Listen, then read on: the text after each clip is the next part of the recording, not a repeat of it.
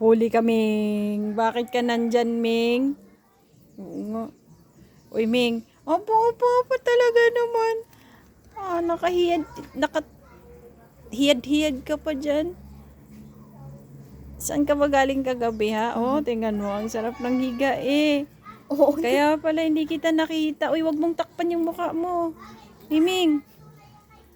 Bawal matulog dito. Walang libre. Ay, wag mong takpan ng mukha mo. Nahiya ka? Nahiya yan, si Mingming na yan.